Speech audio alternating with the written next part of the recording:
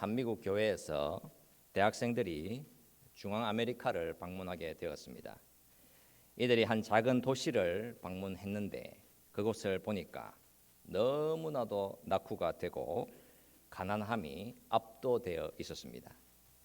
그래서 이런 질문이 나왔다고 합니다. 도대체 왜 하나님은 이런 무자비한 가난이 발생을 하도록 허용을 하셨는가라고 하는 질문이었습니다.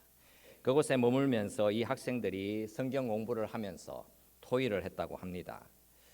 그리고 그 도시에 교회 여성들이 기쁨으로 그들에게 음식을 제공해 주었으며 대학생들은 오래되어서 낙후가 된 교회를 수리하는 데 도움을 주었습니다.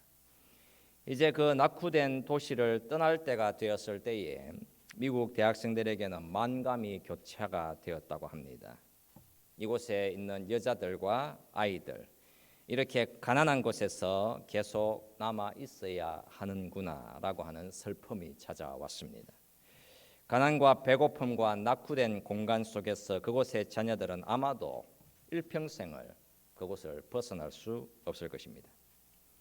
바로 이곳을 떠나기 전날 밤 대학생들이 그곳 교회의 목사님과 만남을 가졌습니다. 그리고 이 대학생들이 질문을 했지요. 이렇게 절망적인 삶을 살아가고 있는 사람들에게 어떻게 그리스도인들이 희망을 줄 수 있을까라고 하는 질문이었습니다.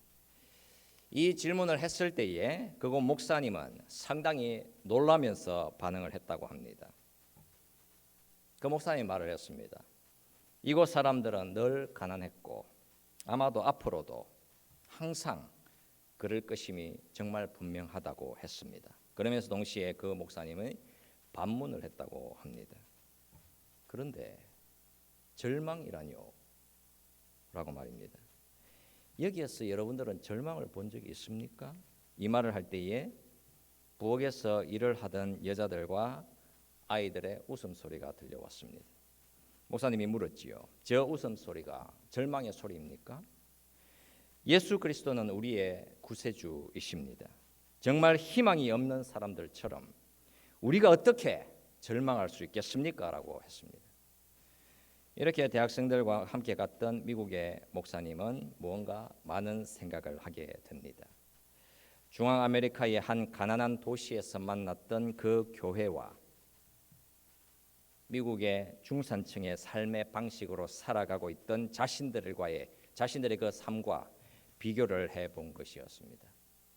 분명히 잘 사는 자신들의 인생, 무언가 더 많은 것이 예측 가능한 것처럼 그렇게 살아가면서 늘 절망에 유혹당하며 살아가는 자신들의 교회, 그리고 교회 생활에서 자주 발생을 하게 되는 책임감의 문제, 이런저런 논쟁들과 불협화음이 너무나도 많은 자신들의 교회와 그곳은 너무나도 큰 비교가 된 것이었습니다. 자신들의 교회에서는 자녀들이 부엌에 들어오는 것조차 좋아하지 않는데 그렇게 가난하여 낙후된 그 교회에서는 부엌에서 어린 아이들과 여자들의 웃음소리가 멈추지를 않더라. 정말 반성을 많이 했다고 합니다. 자신들의 삶을 분명히 점검해야 할 필요성을 느끼게 되었습니다.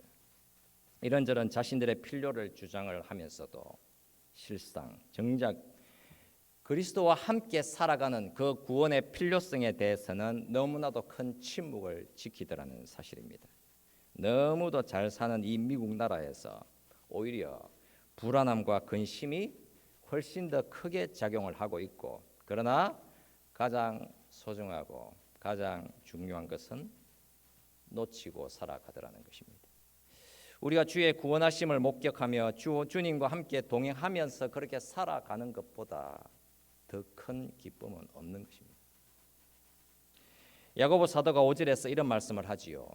누구든지 너희 중에 지혜가 부족하거든 이라고 합니다.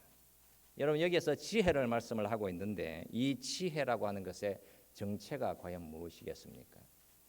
분명히 어떤 구체적인 상황 앞에서 움직여야 하는 지혜를 말씀을 하는 것이겠지요. 그냥 막연하게 세상을 참 잘 살아가는 지혜, 그런 지혜를 말씀하는 것은 아닐 것입니다. 어떤 상황을 말씀을 하고 있습니까? 여러분, 이 지혜를 말씀을 하기 전에 야고보 사도는 우리에게 무엇이라고 말씀을 했습니까? 내 형제들아, 너희가 여러 가지 시험을 당하거든이라고 했습니다. 너희 믿음의 시련이라고 하는 것을 가지고 들어왔지 않습니까?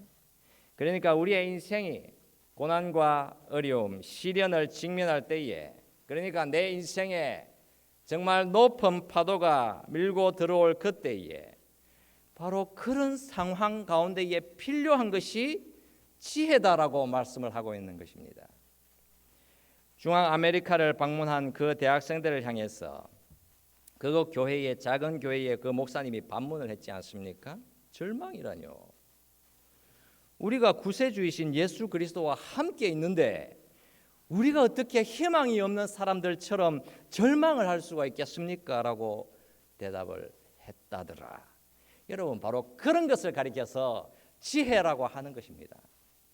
그곳 마을은 항상 가난과 배고픔으로 고난을 당해 고통을 당해 왔으며 앞으로 그럴 것이다라고 했습니다. 그러나 그들은 절망을 노래한 것이 아니라 희망을 언제나 노래했습니다. 바로 그런 삶을 가리켜서 기독교 지혜로운 삶이라고 하는 것입니다. 우리가 야고보 사도가 전해주고자 하는 그 지혜라고 하는 것의 정체를 좀 고민을 해보았으면 합니다. 너희 중에 누구든지 지혜가 부족하거든 모든 사람에게 후히 주시고 꾸짖지 아니하시는 하나님께 구하라. 그리하면 주시리라 말씀을 하고 있습니다. 여러분, 시련과 고난이 올 때에 과연 우리 인생이 지혜를 기억하고 지혜를 떠올릴 수 있겠습니까? 여러분들은 정말 하나님의 지혜를 구하면서 살아가고 계시는지요? 여러분, 성경은 분명히 말씀을 합니다. 고난 앞에서도 평범한 삶 가운데서도 우리에게 언제나 반드시 있어야 하는 것은 하나님의 지혜다라고 말입니다. 영국 문학의 대학자이며 기독교 작가인 C.S. 루이스가 말을 했습니다. 옛날에 현명한 사람들에게 있어서 인생의 가장 중요한 문제는 우리의 영혼을 객관적인 현실 앞에 세우는 것이었는데 그 해결책은 지혜와 자제력과 미덕이었습니다. 그러나 오늘날의 현대인들에게 있어서 중요한 문제는 현실을 사람들의 소원으로 채워주는 것이었는데 그 해결책은 기술입니다라고 했습니다. 여러분, 이 통찰력에 대한 이해가 좀 필요한 것 같습니다. 분명히 옛날의 지혜로운 신앙인들과 오늘날의 현대인들 사이에 큰 차이가 있더라는 사실입니다. 우리 옛 신앙인들은 우리의 영혼이라고 하는 것을 참된 현실 앞에 세우려고 했었지만 현대인들은 자신들이 붙들고 살아가던 그런 소원이라고 하는 것을 현실로 만들려고 하더라는 것입니다. 신앙인들은 하나님의 지혜에 귀를 기울이지만 현대인들은 기술이라고 하는 것에 귀를 기울이면서 살아가더라는 것입니다. 여러분, 이 말이 신앙인이 기술을 멀리하라 그런 표현은 아니겠지요. 다만 무언가 참으로 중요한 것을 놓치고 살아가고 있다라고 하는 사실을 지적하고 있는 것입니다. 야고보 사도가 지혜가 부족하거든 하나님께 구하라고 했습니다. 우리는 이 세상에서 참으로 많은 슬픔을 마주하면서 살아갑니다. 사랑하는 사람을 잃기도 하며 공격과 비난으로 이별과 상실을 경험을 하기도 합니다. 그러면 그런 슬픔 앞에서 기술을 따르느냐 아니면 지혜를 따르느냐, 어떤 현실 앞에 서야 하는가, 여러분 마주하게 되어 있는 거 아니겠습니까? 고난이라는 시련이 임하면 무언가 마주할 힘이라든가 더 나은 길로 가기보다는 쓰라림과 비통함이 훨씬 더 큰 영향력을 행사하며 우리를 압도해 들어오는 것입니다. 여러분, 야고보서 4장 말씀을 보시게 되면 어떤 한 가지 큰 결심과 생각을 가진 한 사람을 만나시게 됩니다. 그 사람이 그런 말을 합니다. 오늘이나 내일이나 우리가 어떤 도시에 가서 거기서 1년을 머물며 장사하며 이익을 보리라고 했습니다. 바로 이런 사람을 향해서 야고보 사도가 말씀을 합니다. 내일을 너희가 알지 못하는도다. 너희 생명이 무엇이냐? 너희는 잠깐 보이다가 없어지는 안개니라. 너희가 도리어 말하기를 주의 뜻이면 우리가 살기도 하고 이것이나 저것을 하리라 할 것이거늘. 여러분, 이게 무슨 말씀입니까? 우리가 여러분 무언가 계획이 있고 무엇을 어떻게 해야 할지 잘 안다라고 하지만 사실은 전혀 그렇지 못하다는 사실입니다. 여러분, 우리는 말을 하거든요. 앞으로 이런 일이 있을 것이고 저런 일이 일어날 것이다. 여러분, 어떤 것 같습니까? 우리는 아무것도 모르는 것입니다. 주의 뜻이면이라고 하는 힘을 우리는 늘 의지하면서 살아가야 하는 그런 하루살이 같은 그런 존재들 아닙니까? 여러분, 야고보 사도는 너희는 안개 같은 인생이니까 도리어 주의 뜻이면 우리가 살기도 하고 이것이나 저것을 하리라. 그러니까 하나님 앞에서 정말 분명한 겸손을 요구해 들어옵니다. 여러분, 왜 그렇겠습니까? 여러분, 일들이 우리가 원하는 대로 잘 안 되더라. 그러면 우리는 항상 무엇을 생각하지요? 분노를 생각하는 것입니다. 절망을 생각하는 것입니다. 근심과 두려움을 생각합니다. 왜 이런 감정들이 우리를 장악해 버리는 것이겠습니까? 우리는 말합니다. 그 일은 정말 끔찍한 일이군. 그런 일은 일어나서는 안 되지. 이런 일이 일어나면 재앙이지. 저런 일은 일어나지 말아야지. 여러분, 어떤 상태이겠습니까? 마치 내가 전능자라고 생각하며 사는 그런 상태인 것입니다. 그 어떤 사람일지라도 일의 결국은 아무도 알 수 없습니다. 이런 일은 일어나야 한다. 저런 일은 일어나서는 안 된다. 여러분, 그렇다면 그 상태가 마치 내가 모든 것을 다 알고 있는 상태인 것 같다는 그런 것을 자랑하는 것입니다. 여러분, 성경은 분명히 말씀을 하시거든요. 우리가 근심하고 화내고 실망하는 이유는 내가 아는 것이 분명히 있는데 그 확신대로 일이 일어나지 않았기 때문에 그렇게 반응을 하는 것입니다. 우리는 절대로 다 알지도 못하고 우리는 절대로 전능하지도 않습니다. 정말 여러분, 겸손하십시오. 겸손을 항상 매 순간 붙들고 사셔야 하는 것입니다. 우리는 여러분 절대로 전능하지 않습니다. 여러분, 우리는 어떠해야 합니까? 야고보 사도가 우리를 부르지요. 내 형제들아, 너희 중에 누구든지 지혜가 부족하거든 모든 사람에게 후히 주시고 꾸짖지 아니하시는 하나님께 구하라. 그리하면 주시리라. 여러분, 하나님께 지혜를 구하며 살아라고 말씀을 하고 있지 않습니까? 시험 중에, 시련 중에, 고난과 슬픔 중에도 언제나 하나님의 지혜를 구하라고 말씀을 합니다. 그런 시험, 시련, 고난, 슬픔을 여러분 지혜로 바르게 해석을 하고 지혜로 다가서야 할 것을 요구해 들어오시는 것이거든요. 분명히 하나님이 주시는 지혜는 시련이라고 하는 것을 믿음의 눈으로 볼 수 있게 만들어 주시는 것입니다. 이런 예를 하나 들어볼게요. 자, 여러분, 어떤 젊은 부부가 결혼을 했습니다. 그리고 신혼여행을 떠났습니다. 아주 멋진 곳으로 떠났습니다. 그리고 예약된 호텔로 들어갔습니다. 그런데 객실을 보면서 그들이 이렇게 말을 했습니다. 우리 보고 이런 방에 머물라고? 너무 마음에 안 든다. 왜 이렇게 깨끗하지 않은가? 라고 하더니 아래로 내려가서는 다른 방 달라고 했습니다. 이렇게 잠시 후에 이 신혼 부부가 그곳을 떠난 뒤에 어떤 한 형사가 범죄를 저지른 죄수 한 사람을 데리고 방금 전 신혼 부부가 들어와서 불평했던 그 방 안으로 들어왔습니다. 그 죄수가 방 안으로 들어오더니 이렇게 말을 했습니다. 큰 범죄를 저지르고 도망가던 나를 붙잡아서는 이런 방에서 하루를 머물라고 하다니 와 정말 좋구나 이렇게 멋질 수가 라고 반응을 했습니다. 여러분 왜 똑같은 방을 놓고서 이렇게 큰 차이가 나는 반응을 보이겠습니까? 한쪽에서는 정말 실망스럽다 끔찍하다라고 하고 다른 한쪽에서는 이게 감옥인가? 이럴 수가 뭐가 잘못되었나? 너무나도 좋더라라고 하더라는 것입니다, 여러분. 그러니까 그들은 각자 그 동일한 방을 두고 서로 다르게 해석을 했습니다. 전혀 다른 관점으로 그 방을 각자가 본 것이었습니다. 그들이 받을 만하다고 기대했던 것에 분명히 큰 차이가 있었기 때문입니다.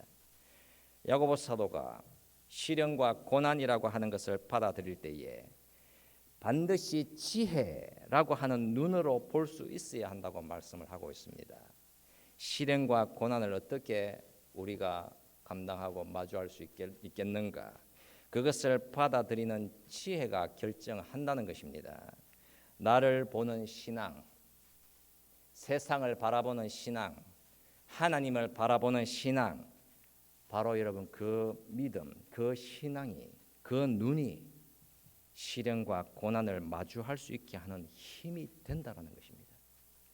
평강이냐 아니면 절망이냐, 성숙이냐 아니면 원망이냐, 그것은 내가 어떤 지혜를 적용하느냐에 따라서 전혀 다른 방향으로 가게 되어 있는 것입니다. 혹여 세상이 주는 지혜가 잘못된 지혜라고 한다면 그 지혜는 사람을 파멸과 절망으로 데려가게 되어 있는 것이겠지요. 우리 앞에 무언가 시련이 왔습니다. 그 시련을 견디어낼 수 있느냐, 그 시련으로 성장할 수 있겠느냐, 이 질문 앞에 정말 중요한 것은 그 시련과 고난을 어떻게 해석을 하며 어떻게 이해하느냐에 달려 있는 것입니다. 왜 이 세상의 수많은 현대인들이 고난과 시련 앞에 절망하여 무너져 내리겠습니까? 고난과 시련 때문이 아니라 그들이 붙들고 있던 지혜 때문인 것입니다. 이 세상 나라 이렇게 발전된 현대에 무언가 분명히 잘못된 지혜가 있더라는 사실입니다. 여러분 우리는 어떤 곳에서 살고 있습니까? 기술 문명이 극도로 발전된 시대에 우리가 살고 있지 않습니까? 모두가 인정하는 부분이겠지요. 잠시 우리의 눈을 돌려서 대략 여러분 50년 전과 비교해 보면 어떻겠습니까? 우리는 극도로 발전된 기술 문명을 경험하면서 이 땅을 지금 살아가고 있습니다. 기술 문명이 극도로 발전되어 있다. 그러면 그 안에는 훨씬 더 큰 문제들이 놓여져 있는 것입니다. 가령 아기가 태어났는데 그 아기가 문제 있는 상태로 태어났더라. 그러면 여러분 그 방향이 어디로 가게 됩니까? 고소와 고발로 가는 것입니다. 과학 기술은 스스로 줄 수 있는 것보다 훨씬 더 많은 것을 약속해 주고 있습니다. 세상이 여러분 정말 잘 사는 곳이 되었다고 하면 이제 기술 문명은 세상을 책임지려고 하는 지점으로 이르게 됩니다. 우리가 관할하고 우리가 책임진다라고 하는 것이거든요. 그런 중에 무언가가 잘못되어 가더라. 그러면 여러분 어떤 말이 여기저기서 나오게 되겠습니까? 나라가 똑바로 그 일을 했어야지. 의사가 더 잘했어야 하지 않는가? 학교가 훨씬 더 잘했어야 하지 않는가? 바로 비난과 비명소리, 고소와 고발이 난무하게 되어 있습니다. 기술 문명이 신앙이라는 지혜를 훨씬 더 앞서가는 것 같습니다. 그래서 그런 발전된 문명이라고 하는 것이 자신감을 가지면서 지금은 우리가 담당을 하고 우리가 책임진다라고 하거든요. 의학과 의약품, 기술의 발전적인 비약, 무언가 사람의 참 많은 것을 책임질 수 있을 것 같은 자신감. 그러나 여러분, 절대로 줄어들지 않는 것이 있습니다. 여러분 줄지 않는 게 뭐가 있겠습니까? 바로 사망률입니다. 발전된 시대니까 기술 문명이 너무나도 뛰어나니까 사망률이 훨씬 더 과거에 비해 줄었을 것 같지요, 여러분. 전혀 그렇지 않습니다.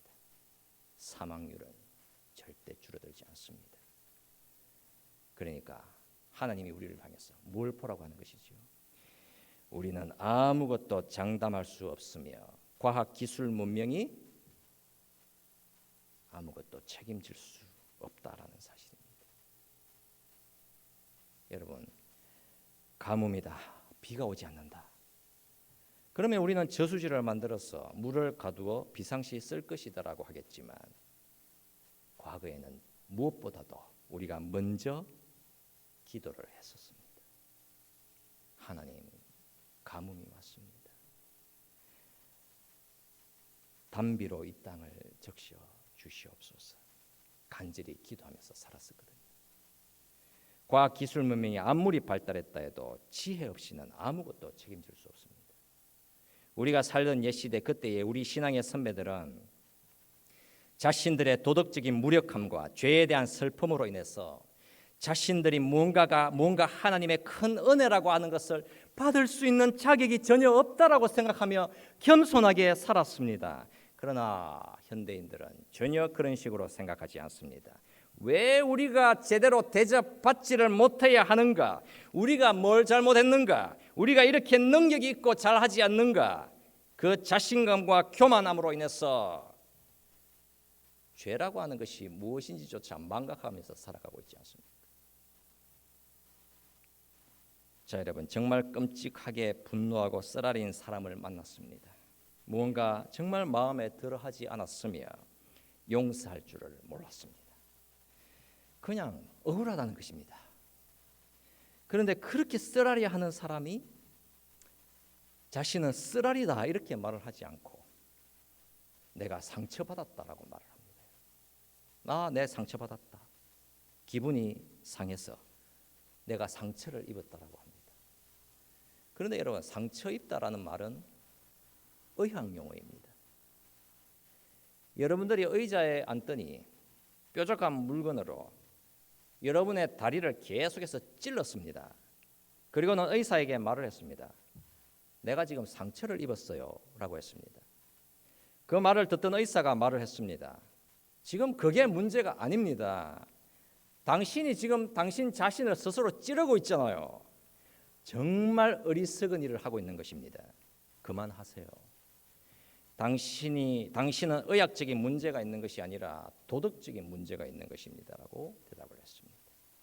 그래서 사람들마다 분노로 쓰라리하면서 자신들은 다 희생자다라고 말을 하더라는 것입니다. 여러분, 궁극적인 문제는 그들이 자신들의 죄악된 상태, 그러니까 죄인이라고 하는 현실을 망각하며 살아가고 있는 바로 그 상태인 것인데, 그 사실을 인정할 수 없으니까 야고보 사도의 이 말씀대로 지혜가 부족한 상태다, 두 마음을 품어서 모든 일에 정함이 없는 상태다라고 말씀을 하는 것입니다. 여러분, 미국에서 한 연구기관에서 조사한 바에 의하면 미국인들 90%가 믿고 있는 사실이 있습니다. 인생에 자신들이 남들에게 사랑을 보여주며 산다는 것입니다. 90%가 여러분, 사회 속에서 사랑을 보여주면서 살았다면 이 미국이라는 나라가 훨씬 더 잘 사는 아름다운 나라가 되었지 않겠습니까? 90%가 자신들은 선한 삶을 살아가고 있다. 남들에게 사랑을 나누어 주면서 살아가고 있다라고 했는데, 여러분, 이 말의 의미는 90%가 나 자신의 인생에는 문제가 없다고 생각하며 살다라는 것입니다. 여러분, 어떠신지요? 내 인생에 문제 없다 생각하며 사십니까? 아니면 문제가 있다고 생각하며 사십니까? 여러분, 우리는 절대로 괜찮은 존재자들이 아닙니다. 괜찮을 수가 없는 사람들입니다. 여러분, 우리가 현실감이 없어도 너무 없는 것이겠지요. 믿는 그리스도인들조차 그런 주장을 앞세울 때가 있습니다. 하나님이 감히 나에게 어떻게 이런 것을 주실 수 있는가?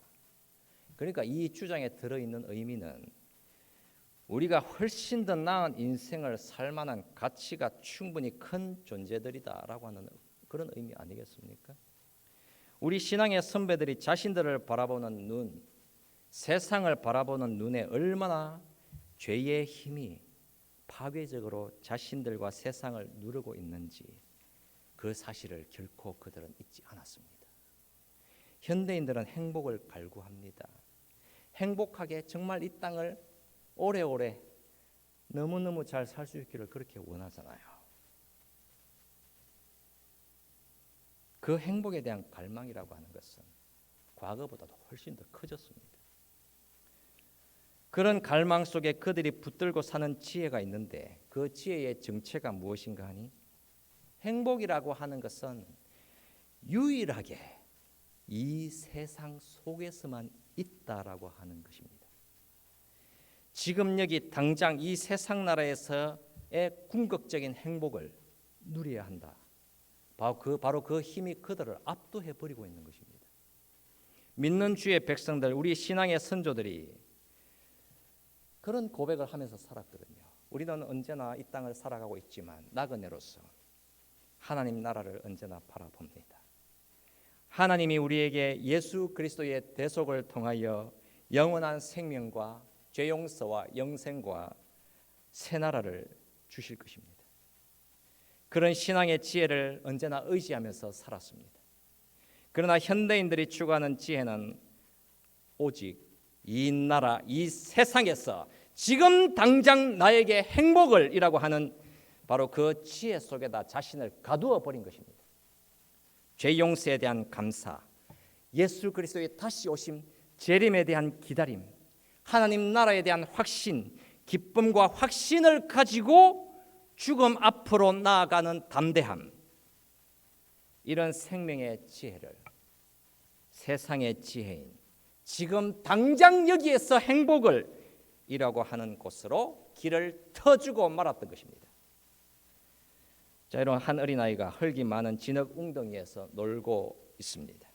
그 아이의 부모가 놀고 있던 그 아이에게로 오더니 말을 했습니다. 얘야, 너 정말 재밌게 잘 놀고 있구나. 멋진 성도 만들었고 그곳에서 장난감 트럭을 가지고 잘 놀고 있네. 그런데 우리가 이제는 차를 타고 어딘가로 가야 할 시간이야. 아마 하루 정도 운전해서 가게 되는데 거기에 가게 되면 정말 멋진 해변이 있는데 거기에서 우리가 함께 놀면 정말 좋을 거야 라고 했습니다. 그 작은 아이가 무엇이라고 할까요?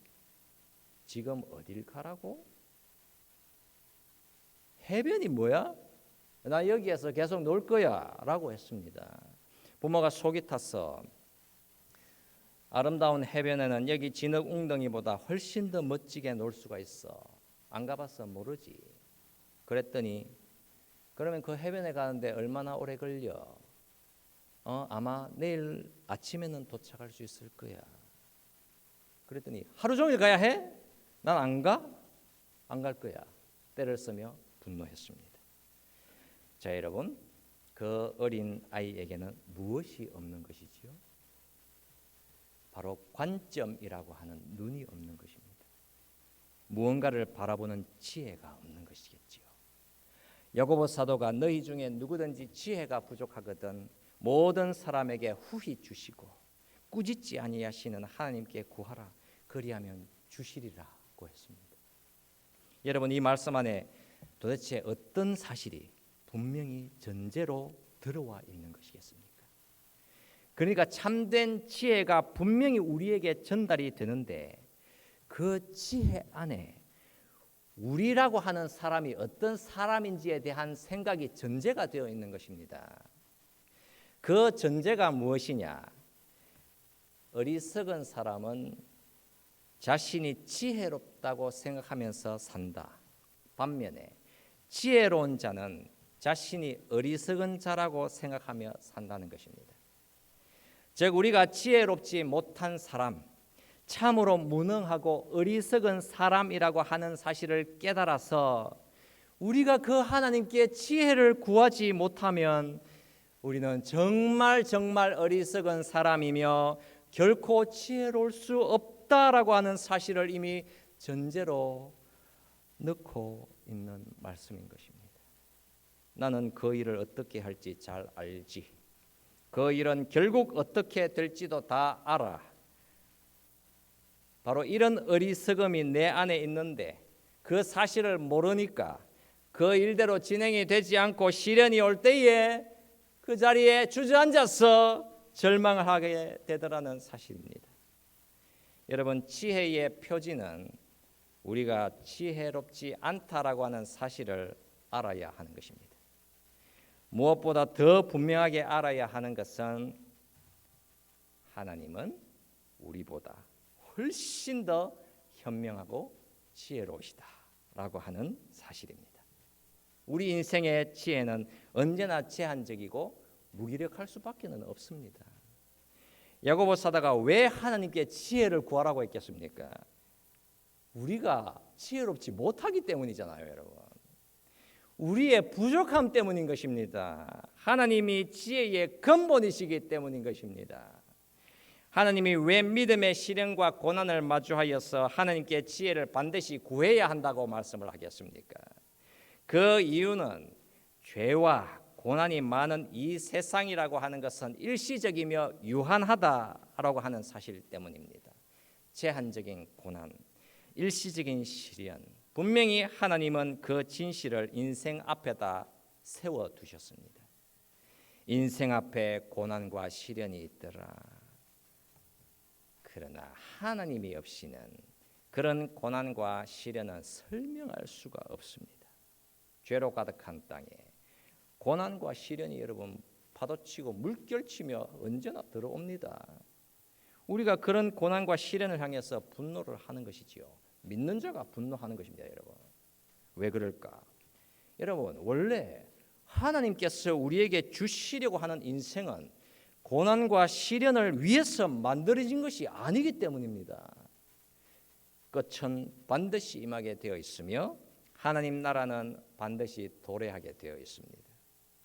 우리는 고난과 시련 중에 하나님의 지혜를 들고 믿음의 길을 걸어가는 사람들 아닙니까? 그런 고난과 시련에는 하나님의 구원하심의 은혜와 목적이 반영되어 있습니다. 예수께서 십자가 고난을 당하셨을 때에 주님의 그 고난과 시련은 가장 의로우시고 죄가 하나도 없으신 주님께 임했습니다. 그 고난과 시련은 바로 저와 여러분들, 어리석은 죄인들을 구원하시기 위한 고난과 시련 아니었습니까? 우리의 모든 고난의 길, 이제는 우리가 홀로 걸어가는 것이 아니고 항상 주님과 함께 걸어가는 것입니다. 어린이들의 심리 치료를 담당하는 의사들이 전하는 바, 사람이라고 하는 것은 기질 또는 신경질이라고 하는 것을 가지고 태어난다고 합니다. 어떤 사람은 불안해하는 기질을 가지고 태어나게 되고 어떤 사람은 공격적인 기질을 가지고 태어난다고 합니다. 그래서 가령 불안해하는 아이들은 어떤 위협이 오게 되면 도망을 간다고 하고, 그러나 공격적인 기질의 아이들은 위협이 오게 되면 오히려 앞으로 나선다고 합니다. 그래서 아이들을 치료하는 정신과 의사들이 하는 말이, 아이들은 근본적으로 현명하지 못하다라는 사실입니다. 왜 사람은 근본적으로 현명하지 못하겠습니까? 불안이 있는 사람은 습관적으로 달려 도망을 가고 공격적인 기질이 있는 사람은 습관적으로 앞으로 나서기 때문입니다. 이런 사실들이 여러분 말해 주려고 하는 사실은, 사람이라고 하는 것은 그 자체로 어리석다, 지혜롭지 못하다, 바로 그 사실을 증명해 주는 것입니다. 여러분, 우리는 정말 어리석습니다. 우리는 그냥 습관적으로 어떤 일들을 합니다. 달리 한번 생각해 보십시오. 그러나 딱 한 분, 오직 예수님만, 그분만은 인생의 자연스러운 기질을 가지고 있지를 않았습니다. 여러분, 주님은 불안해하지 않았습니다. 주님은 공격적이지 않았습니다. 주님은 차갑지도 냉정하지도 않았습니다. 주님은 다혈질의 성품도 없었습니다. 주님은 자신감으로 충만하지도 않았습니다. 주님은 누구십니까? 예수님은 하나님의 지혜였습니다. 예수님은 항상 중요한 일을 하시지요. 주님은 항상 올바른 것만 말씀을 하시며, 말씀을 해야 할 때 말씀을 하시며, 침묵해야 할 때는 침묵을 하십니다. 주님은 친구를 원수로 취급하지를 않으셨으며 원수를 친구로 취급하시지 않았습니다. 왜 그럴까? 오직 단 한 분, 예수님만은 절대적으로 지혜로우시기 때문입니다. 주님은 지혜로우셔서 고난을 당하셨습니다. 주님이 십자가 고난을 통해서 어리석은 우리를 지혜로운 사람으로 만들어 주셨습니다. 그래서 진리가 우리 안으로 들어와서 우리는 그 진리와 함께 동행을 하고 그 진리를 목격을 하고 그 진리를 증거하면서 걸어가는 것입니다. 우리는 진리를 따라서 지혜를 가지고 걸어가는 것입니다. 주님은 우리가 주님을 닮으시기를 기뻐하시고 원하시는 것입니다. 내가 붙들고 살고 싶어하는 나만의 행복과 나만의 안전지대에서 벗어나서 한 마음으로 주를 모시고 정한 마음으로 하나님께 지혜를 구하면서 고난과 시련을 하나님 나라라고 하는 그림으로 그려 나가시기를 그렇게 원하시는 것입니다. 여러분, 우리를 올바른 현실 앞에 세워 주신 것입니다. 여러분들은 정말 복받은 사람들입니다. 기뻐하십시오. 하나님이 생명의 지혜를 주셨고 그 지혜는 우리 안에 우리와 함께 거하고 있고 우리보다 앞서가고 있으며 우리를 인도해 가고 있는 것입니다. 아무 걱정할 필요가 없는 것입니다. 여러분. 확신 속에서 살아야 하는 것이겠죠. 염려할 필요가 없습니다. 고난과 시련 속에서 우리가 언제나 하나님의 지혜를 정말 하나님께 지혜 달라고 그렇게 구하면서 영적인 성숙과 영적인 성장의 길을 걸어가시는 주의 모든 복된 성도들 다 되실 수 있기를 예수 그리스도 이름으로 축원드립니다. 아멘. 같이 기도합시다. 살아계신 하나님, 지혜의 근본이신 우리 주 예수 그리스도를 우리에게 주셔서 그 지혜를 따라서 걸어갈 수 있게 하신 것 감사합니다. 하나님, 시련이 오고 절망이 오고 하나님 우리 앞에 무기력함이 오고 답답함이 올 때 그때에도 우리는 마지막 남아있는 그 한 줄기 빛 조각 그 생명의 줄을 따라서 걸어가게 하여 주옵소서. 예수 그리스도 그 생명의 지혜를 따라서 걸어갈 수 있게 하여 주시옵소서. 하나님, 이 땅에서 우리가 무엇을 확신할 수 있겠습니까? 오직 주님 외에는 없습니다. 하나님, 근심하지 않게 하옵소서. 주님께 지혜를 구하며 살아가게 하여 주옵소서. 주님이 지혜 주시는 지혜를 따라서 걸어가게 하여 주시고 시련 속에서도 지극히 평범한 삶 속에서도 하나님의 지혜를 의지하며 살아가는 복된 성도들 되게 하여 주옵소서. 하나님, 주의 임재하심 앞에 나올 때에 우리의 삶의 고백들과 우리의 믿음의 헌신들과 우리의 물질과 시간과 우리의 몸과 마음, 우리의 영혼을 하나님 앞에 온전히 드립니다. 우리의 고백과 삶을 받아주시고 하나님께서 우리에게 필요로 하는 것을 주의 은혜 가운데서 넉넉히 다 채워 주시옵소서. 감사드립니다. 축복합니다. 예수 그리스도의 이름으로 기도드립니다. 아멘.